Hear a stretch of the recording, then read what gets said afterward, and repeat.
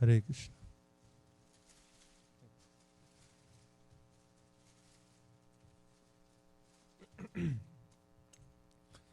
जय राधा माधव कुंज विहारी।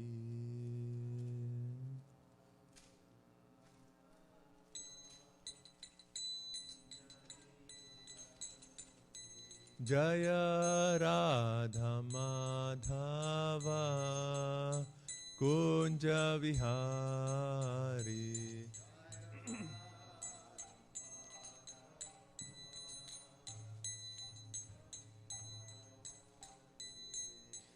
गोपी जनवल्लभ गिरिवरधारी।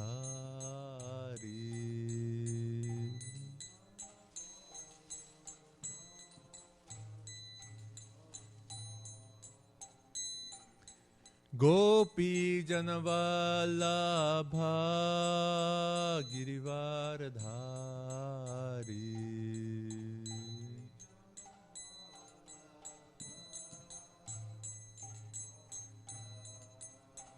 यशोदनंदन व्रज जनरंजन।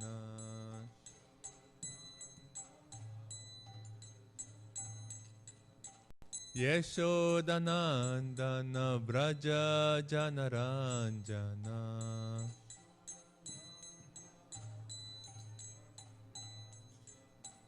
यमुना तीरा वनचारी।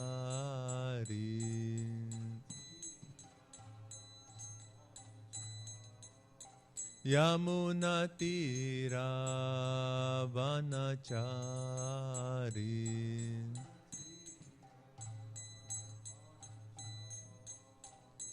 जय राधा माधव कुंज विहारी।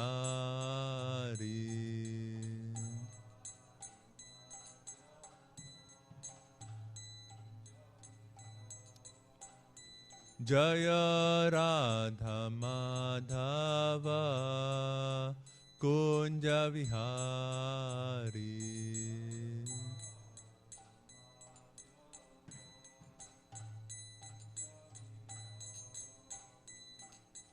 हरे कृष्णा कृष्णा कृष्णा हरे हरे, हरे राम राम राम हरे हरे।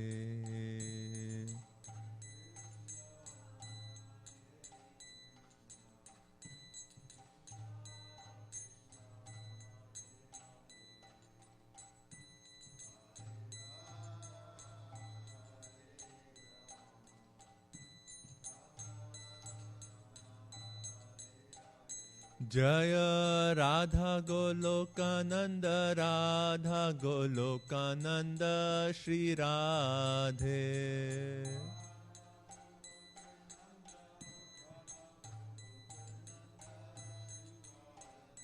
जय पंच तत्व जय पंच तत्व जय पंच तत्व जय पंच तत्व।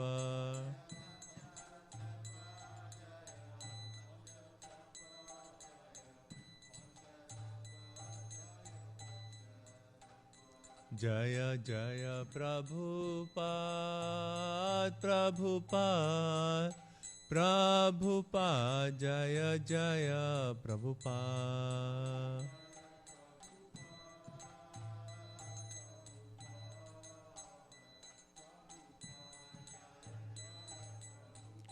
जय जय गुरुदेव गुरुदेव गुरुदेव जय जय गुरुदेव।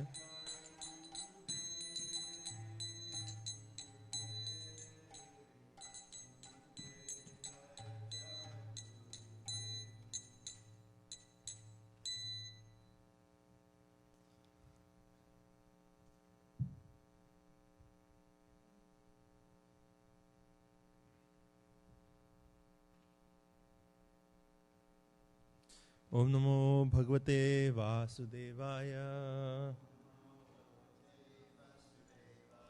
Om Namo Bhagavate Vasudevaya. Om Namo Bhagavate Vasudevaya. Narayana Namaskrityam Naranchaiva Narottamam Devim Saraswatim Vyasam Tato Jai Mudirayet Nashta Prayeshu Abhadreshu Nityam Bhagavata Sevaya Bhagavati Uttama Shloke Bhaktir Bhavati Naishtiki. Hare Krishna. So reading from Srimad Bhagavatam, Canto 10, Chapter 21, the Song of Krishna's Flute, text number 4. Tadvarnayitum arabdhaha smarantya Krishna chestitam nashakan smara vegena vikshipta manaso nripa. Tadvarnayitum arabdhaha smarantya Krishna chestitam nashakan smara vegena vikshipta manaso nripa. Tadvarnayitum arabdhaha smarantya Krishna chestitam nashakan smara vegena vikshipta manaso nripa.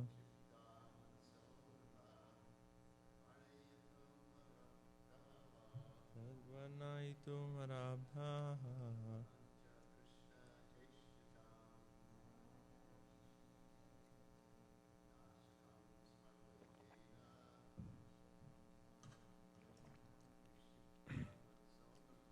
vikshipta manaso nripa. Yes. Tadvarnayitum arabdhaha smarantya Krishna chestitam nashakan smara vegena nikshita manaso nripa.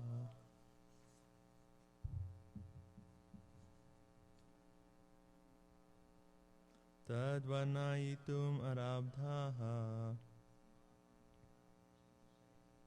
smarantya Krishna chestitam nashakan smara vegena vikshipta manaso nripa. Word for word. Tat, that. Varnayitum, to describe. Arabdhaha, beginning. Smarantyaha, remembering. Krishna chestitam, the activities of Krishna. Na ashakan, they were incapable. Smara vegena, by the force of Cupid. Vikshipta, agitated. Manasaha, whose minds. Nripa, O King Parikshit. Translation by the disciples of His Divine Grace A.C. Bhaktivedanta Swami Srila Prabhupada Ki Jai. The cowherd girls began to speak about Krishna, but when they remembered his activities, O King, the power of Cupid disturbed their minds, and thus they could not speak. Please repeat. The cowherd girls began to speak about Krishna, but when they remembered his activities, O King, the power of Cupid disturbed their minds, and thus they could not speak. So we'll read the commentaries of the previous acharyas also. Vishwanath Chakravarti Thakur says, when the gopis attempted to describe the song of the flute, they could not do so because their hearts were overcome with strong desire for Krishna. Jiva Goswami says, this verse describes the sequence of the arousal of love. They began to describe him privately, indirectly, paroksham in this verse. But as they began, they could not do so because of the impulses of love, smara vegena. They turned over again and again in their minds the activities of he who attracted their hearts, Krishna, using his flute. O king, Sukdev addresses Parikshit with great pain produced by his intense emotions, or he calls to Parikshit to control him when he sees that Parikshit is developing strong emotions. Sanatana Goswami says, they were just beginning to describe his actions, but could not, because of the impulse of love with remembrance of Krishna. They pondered the actions consisting of playing the flute, or what will be described later, of Krishna who attracts all hearts. Or some described his activities from the previous verse, while others could not begin. O king, Sukdev calls out with pain on attaining a special bhav while relating this. Or, seeing Parikshit entering a special bhav, he prevents it by addressing him. Om Jnanatimmirandasya Jnananjana Shalakaya Chakshurunmilitam Yena Tasmai Shri Guruve Namaha. Shri Chaitanya Manobhishtam Stapitam Yena Bhutale Swayam Rupa Kadamayam Dadati Swapadantikam Vandeham Shri Guru Shri Yuta Padakamalam Shri Gurun Vaishnavamsya Shri Rupam Sagrajatam Sahagana Raghunatam Vitam Tam Sajivam Sadvaitam Savadhutam Parijana Sahitam Krishna Chaitanya Devam Shri Radha Krishna Padan Sagana Lalita Shri Vishakhan Vitamsya He Krishna Karuna Sindhu Dina Bandhu Jagatpate Gopesha Gopika Kanta Radha Kanta Namostute Tapta Kanchana Gaurangi Radhe Vrindavaneshwari Vrishabhanu Sute Devi Pranamami Hari Priye Vancha Kalpa Tarubhyasya Kripa Sindhubhya Evacha Patitanam Pavanebhyo Vaishnavebhyo Namo Namaha Jai Shri Krishna Chaitanya Prabhu Nityananda Shri Advaita Gadadhara Shivasadi Gaura Bhakta Vrinda Hare Krishna Krishna Krishna Hare Hare Hare Rama Rama Rama Hare Hare Namam Vishnupadaya Krishna Prishtaya Bhutale Srimate Bhakti Swami Iti Namine Namam Vishnupadaya Krishna Prishtaya Bhutale Srimate Bhakti Vedanta Swami Iti Namine Namaste Saraswati Deve Gauravani Pracharine Nirvishesha Shunyavadi Pashata Deshatarine. Hare Krishna. So, before I start speaking, I'll request the blessings of Maharaj and all the assembled Vaishnavas and speak few words on this verse. So, like this week I have been thinking that this section is actually quite a deep and high section in the Srimad Bhagavatam. And yesterday when I was prepared, looking at this verse and the commentaries, I was almost I'm not qualified to speak on this topic. It's way too high. I've never spoken on this topic before. But again, I would like to request the blessings of Maharaj and all the Vaishnavas. And by your blessings, I can say something on this verse. So this chapter, which is also known as the Venu Gita, the song of the flute. So I'll start off with what Prabhupada actually says in the Krishna book. He says, Srila Prabhupada describes the gopis' initial reaction to hearing the flute in the following way. He says, after hearing the vibration of Krishna's flute, the gopis in Vrindavan remembered him and began to talk among themselves about how nicely Krishna played. When the gopis were describing the sweet vibration of Krishna's flute, they also remembered their pastimes with him. Thus their minds became disturbed, and they were unable to describe completely the beautiful vibrations. So, I'll start off with, when I was actually looking at this verse, and I was thinking okay, what can I speak on this verse? And I was hearing Maharaj's class yesterday in the evening, and I said well, that's a good point to start off, where Maharaj was describing reading from Nectar of Devotion of the 64 qualities, and the last 4 qualities which are unique only to Krishna, right? So Maharaj spoke that we should all remember those So first one is Krishna's unparalleled beauty. Right? So that's Rupa Madhurya. Then Krishna's playing his flute. Like Narayan, no one else plays flute, only Krishna's plays flute. So Venu Madhurya. Then Prem Madhurya, that's basically Krishna's intimate dealings with his devotees. And so Leela Madhurya. And then pastimes, right? So his very intimate pastimes, Leela Madhurya. Leela Madhurya, Rupa Madhurya, Prem Madhurya, and Venu Madhurya. So these four qualities are unique to Krishna. No one else, like even his expansions, no one else possesses these four unique qualities. And when I was hearing Maharaj, I was thinking like, well, this is a perfect point to start off, because, why do I say this is so deep and high is because all four of these qualities are exhibited so beautifully in this section. Right? So we see Krishna playing the flute, and that's the whole theme here. And when Krishna is playing the flute, then the gopis are actually singing this song of separation. Right? So this is actually described. So I have some references from certainly Srimad Bhagavatam, but I was also reading Venu Gita book by Shivram Swami Maharaj. So there's some points I got from that. But so I'll just mention a few points. So it is described that every day Krishna, in the morning, he actually leaves Vrindavan with his cowherd boys and cows. And when all the associates of Vrindavan know that Krishna is leaving, then immediately they all come out to see Krishna for the last time, because they know now it's going to be hours of separation from Krishna.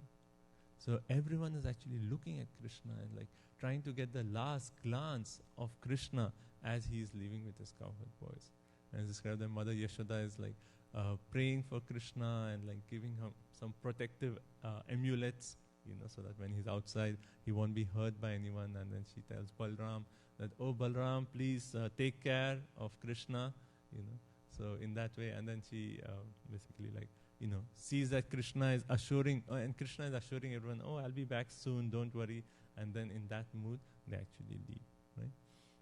So Krishna with his cowherd boys and cows, they actually leave Vrindavan, and everyone is looking for the last glance. And in that, even the gopis are actually looking at Krishna. Like yesterday morning's class, Maharaj was mentioning that there is Vatsalya Bhav, there is Madhurya Bhav. So we have the elderly gopis who are actually looking at Krishna with that mood of parental affection.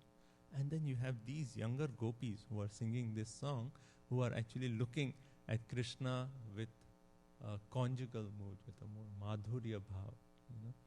And then Krishna actually, he's responding to everyone just with his glances. So he gives one glance to the gopis, just, reciprocating with their mood of love. And then he leaves. And as soon as it leaves, it is described that everyone just, they become like kind of inert.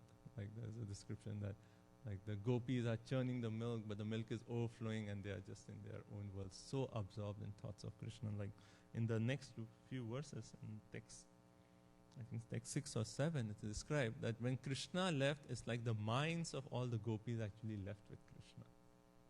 So their minds were actually with Krishna. So though they were here, in Vrindavan left behind, their mind was with Krishna. So in that mood, they are actually compiling these verses. So when Krishna leaves, then to assure all the gopis to actually reciprocate with their love, even though he is away from them, he actually begins to play his flute. And through that sound of the flute, he is actually reciprocating Krishna their love. Right? So that's the first point about Venu Madhurya, that the sweetness of playing the flute. And we'll come to that point. We'll come to that point a little bit. So that was the description of the scene, and this actually happens every day. Every day Krishna leaves, and every day the gopis are experiencing this bhav, and then every day there is this playing of flute. And one particular day, this Venu Geet was actually sung. But the dealings are actually there every day. But still, even though this happens every day, it is ever fresh. It is as if it's happening for the first time. And that's the beauty of spiritual life, that you can do the same activity again and again and again, and you will actually get newer and newer taste in the same activity. And that's why, like, one way is bhakti is not like, it's not that when you progress you are actually changing. Oh, now I'm chanting Hare Krishna. When I progress, I'll be doing something else. It's the same activities of chanting Hare Krishna, worshipping the deities, reading Srimad Bhagavatam, associating with devotees, visiting holy places. Like, these 5 are said to be the most powerful items of devotional service. Like, these are the same activities which we are doing now in a sadhaka stage, and then even in a stage of perfection, we'll be actually discussing Srimad Bhagavatam with devotees, worshipping the deities, and so on. Right? So it's the same activity. So the spiritual life, we are talking of like the perfected personalities in spiritual life. They are every day having like similar pastimes, but still the mood is as if it's happening for the first time. And hence Krishna is Nava Yovanam, ever fresh pastimes, ever fresh beauty, and so on. So that is Venu Madhurya, but also the other one of the qualities is Leela Madhurya and Prema Madhurya, that his unique pastimes and his unique relationship with his devotees. Right? So we know Krishna is the all-attractive Supreme Personality of Godhead. And his most attractive features, can be relished by those who are actually the most pure or who have the most intense devotion to Lord Shri Krishna. Like, the point I'm trying to make is, as you progress in bhakti, Krishna is all attractive, the supreme. He's like the most beautiful, the all attractive personality. But as we progress in bhakti, the more we progress, the more we can actually relish the beauty of Krishna. Right? I'm sure we all have this experience that we are taking darshan of Radha Golokananda, every day. But once one day you see, and then you feel like, oh, Krishna is looking so beautiful today. So as we progress in bhakti, the more Krishna is actually revealing his beauty to us. Right? So for these gopis, to whom Lord Chaitanya Mahaprabhu actually says that they are the highest of all devotees, and there is this verse where it says, Ramya Kachit Upasana Vaju Vargena Va Kalpita, that Lord Chaitanya Mahaprabhu established 5 main truths. And in that, one of the truths, starting with Aradhya Bhagwan, Vrajeshwara Tanay, Tadhama, Vrindavanam. One of these truths is the highest form of worship of Krishna is that of these gopis of Vrindavan. And they are the best worshippers of Krishna. So Krishna is all attractive personalities, but because of their intense, the highest devotion of these gopis, they can relish the beauty to that of Krishna to that extent. To the highest extent. Right? So this Venu Gita is actually one way proclaiming the highest mood of the gopis, and we'll see in the verses to come. Like, even the next verse, which is actually a very famous verse, Bharapidam Natavara Vapu Karnayo Karnikaram, which is giving the beautiful description of Krishna. And we see these are one way the words of the gopis, right? And in that mood, they are actually relishing Krishna's beauty. So when we want to relish Krishna's beauty, and that's why Lord Chaitanya Mahaprabhu said that we should follow in the footsteps of the gopis, because they are the highest relishers of Krishna's beauty. So in the next verse, which is a very famous verse, like, I was thinking I should go to that, but I felt like maybe someone more qualified should actually speak on the next verse. It's such a beautiful and very famous verse. Bharapidam Natvaram, giving a beautiful description of Krishna as he's actually going to the forest, like how he wears peacock feather, and how he has beautiful garland, and how he's the best of the dancers. And that way the gopis are describing Krishna's beauty. And this, so the gopis are like, has Lord Chaitanya Mahaprabhu established the highest devotees of Lord Shri Krishna, right? And we have so many, we can give, Maharaj actually often, you quote this point that how Uddhav, who is such an elevated devotee, he is desiring to become grass in that area of Vrindavan where the gopis are running to see Krishna. So imagine like Uddhav, who's so elevated, is desiring the dust of these gopis. So the gopis, how elevated they are. Right? And even there is a point of how Lakshmi ji, who is the goddess of fortune, she is meditating in, is it Bilvavan Maharaj? Belvan, right? Lakshmi ji meditates, performing austerities. That's in Belavan? Okay. So Lakshmi ji, who is the goddess of fortune, she's performing austerities for thousands of years just to have this mood of the gopis, And then she actually pleases Krishna, and when Krishna actually comes in front of Lakshmi ji, he actually says, well, I'm incapable to give you this mood of the gopis because you still are holding on to the mood of being, the mood of awe and reverence that Lakshmi ji has towards Narayan. So how high is the stage of these gopis? It is like beyond our comprehension. Right? So the verses to come is basically the gopis' deepest expression of love to Krishna. They are most beautiful description of the beautiful form of Krishna. And that's a beauty of our spiritual life, that we are reading this now, and we could read this like after, like this. These pastimes could be read every stage of our spiritual life, and every stage as we are progressing, there's so much deeper and deeper realization and deeper taste in these pastimes. And one day, by the mercy of Srila Prabhupada, by the mercy of Lord Chaitanya Mahaprabhu, who actually revealed this glorious pastimes to us, by mercy of Lord Chaitanya Mahaprabhu, Srila Prabhupada, our gurus, Vaishnavas, that we can really relish these verses in this section of Srimad Bhagavatam. Okay. So,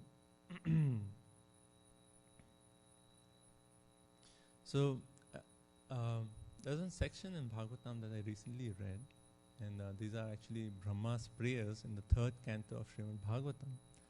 And in these prayers, there are 2 prayers where he actually says that how the years, can actually, as we progress in bhakti, will do the functions of our other organs, other sense organs. So there's one verse where he says, this is from 3rd canto, 9th chapter, text 5. This is in Brahma's prayers.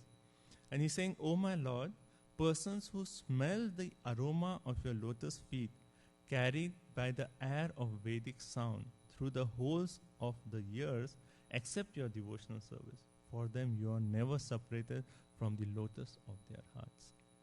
So there are 2 verses in this, and so beautiful, like, when I read that, I just marked them like this.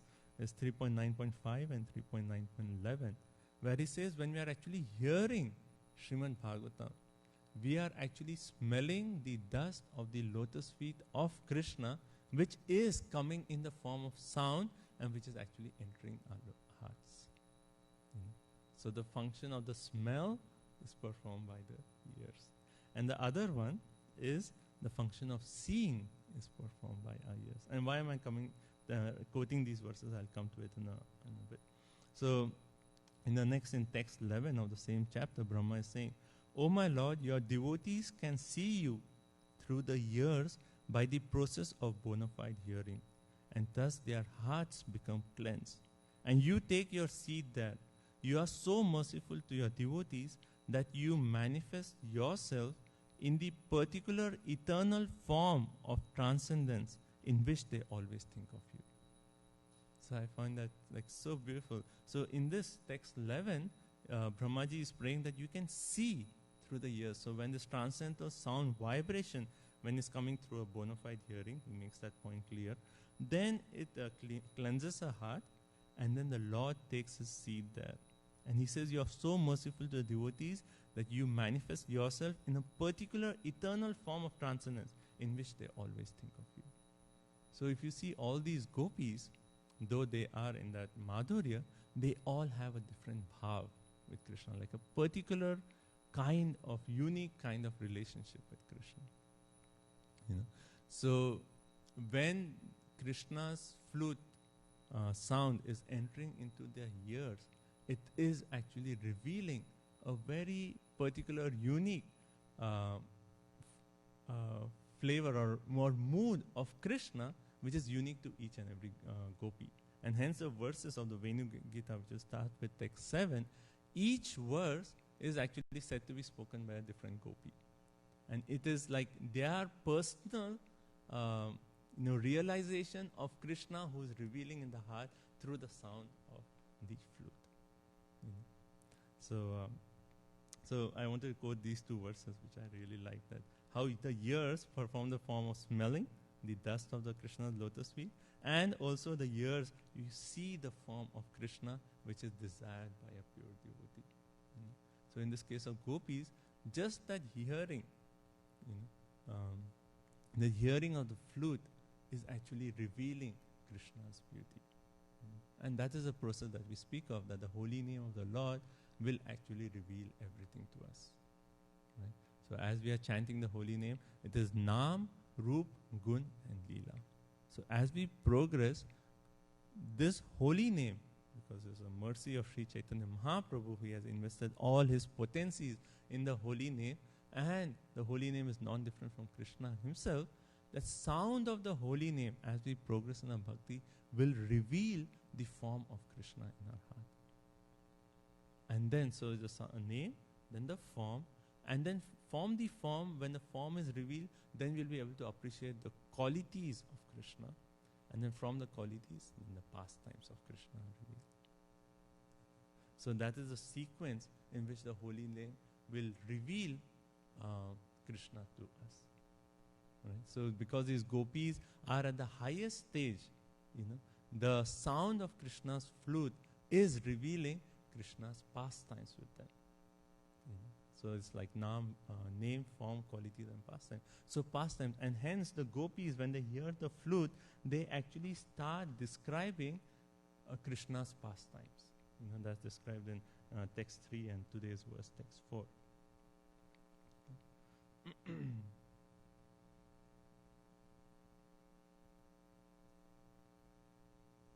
I'm just looking through my notes. So I'll go to the next point here, right? So the flute, the sound of Krishna's flute is actually revealing the pastimes, and hence, the gopis have started speaking different pastimes of Krishna. But when they start speaking the pastimes of Krishna, here in this verse it is described that Nashakam smara vegena, the power of Cupid disturbed their minds and they could not speak. Right? So they are starting to speak the pastimes of Krishna, but then they are attacked by Cupid. So in the previous verse it is described that the sound of the flute, it actually is the appearance of Cupid, and in this verse we are reading as the effect of Cupid. Right? So Cupid, and who is Cupid here? Right? So normally we talk of Cupid, which is referred in Srimad Bhagavatam a few times as Kamadeva, who is actually a demigod, and he is responsible for shooting arrows, filled with lust on conditioned living entities. So whenever there's an attraction between man and woman, or it is basically Cupid who's shooting arrows onto the conditioned souls. And this Cupid is, anyway, also in Bhagavatam is described that once Cupid was trying to disturb Lord Shiva, and throwing his arrow at Lord Shiva, and Lord Shiva got so angry that just by his glance he burned Cupid. But Cupid is actually an expansion of Pradyumna, right? The son of Rukmini and Krishna. So Pradyumna is an expansion, Kamadev or Cupid is an expansion of Pradyumna. But here, when it actually referred to Cupid, it is not any expansion. It's actually Krishna himself, who is actually the original transcendental Cupid. So it is basically Krishna himself, through the sound of the flute, is actually bringing up all these emotions in the gopis. Right? And the particular emotion here, it is described, Vikshipta manoso nripa. Vikshipta means agitate. It is agitating them to that extent that they cannot speak about Krishna anymore. And this is similar to how we chant Shishtastakam every day, where because Lord Chaitanya Mahaprabhu, he came in the mood of the gopis just to experience these feelings that the gopis are actually feeling for Krishna. right? So that verse says, Nayanam galad ashrudharaya, Vadanam gad gad hrudaya gira. Vadanam is speech, gad gad is like you're unable, your voice is faltering because of those emotions. And we see Lord Chaitanya Mahaprabhu exhibit similar emotions, like particularly when he's dancing in front of Lord Jagannath in the Rath Yatra festival, he's starting to speak something, but then because of emotions, the only sounds that comes through his mouth is ja, ja, ga, ga, and he's just faltering in that way. So here the gopis are experiencing that mood because of Krishna, the original transcendental Cupid. And hence they are unable to speak anymore. And we see how Lord Chaitanya Mahaprabhu is, actually his appearance, one of his internal reasons is to experience this same mood of the gopis. Because they are relishing Krishna to such an extent that even Krishna is bewildered that how can someone love me so much? How can someone experience such deep level of happiness, in seeing me? How can someone appreciate my beauty so much? And to actually understand this, Krishna actually appeared as Sri Chaitanya Mahaprabhu. So we see Chaitanya Mahaprabhu and the mood of the gopis experiencing that bhav. Okay. Then one more point Jiva Goswami is actually mentioning in this. He says the gopis are speaking in parokshavad. Right? Paroksha means indirect speech. Okay. So Maharaj was explaining this nicely yesterday morning, that how these gopis, they are, this is Vedic culture. Like in Vedic culture, like if you're married, even looking at another man is considered being unchaste. It's like very high standard. Right? And what to talk of, some of these gopis are married and they are glorifying Krishna, that would be very embarrassing. That's like really like, Maharaj was making a point yesterday. That's unacceptable.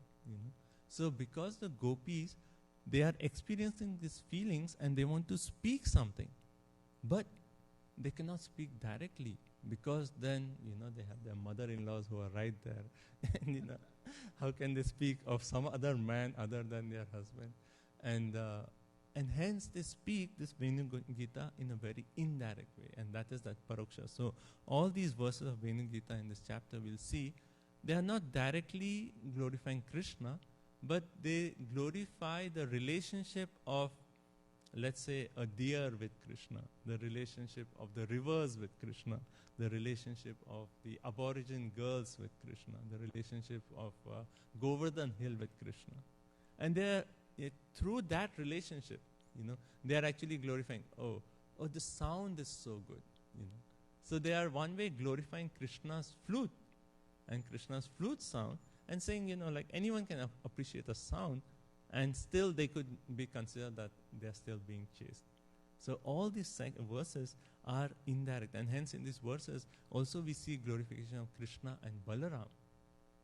But it's not that the gopis have the mood of Madhurya with Balaram, but just because to show that yes, this is an indirect way of glorification, that we are very chaste, they are actually glorifying in that way. Right? So that is that paroksha, that indirect speech that we'll be seeing in all these verses. Okay. And one last point, this is certainly beyond me, but I actually saw this point that and the dominant mood of all the gopis is that of Purva Rag. And Chaitanya Charitamrita talks about this, that Purva Rag, so there are like 4 different kinds. This is Madhya 23. He says Vipralamba has 4 divisions: Purva Rag, Man, Pravas, Prema, Vaichitya. And Purva Rag is actually described as when attachment produced in a lover and beloved before they are meeting by seeing, hearing and so on becomes very palatable by the mixture of 4 ingredients such as Vibhav and Anubhav. And that's what Maharaj was explaining yesterday. This is called Purva Rag.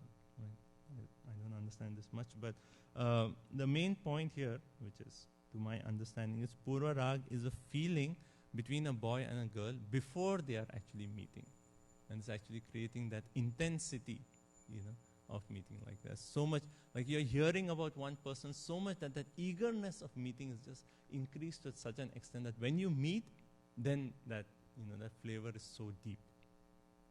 So here it is in the mood of Purva Rag, in the sense that all these gopis, one way they are, anyway, their relationship with Krishna is eternal, but here they have not directly met Krishna. They have heard about Krishna, they have indirectly served Krishna in some way by cooking something, but they have not directly met Krishna. And they are eagerly anticipating that meeting. But right now the mood is the mood of that Purva Rag in separation. So all these verses are in that mood of Purva Rag.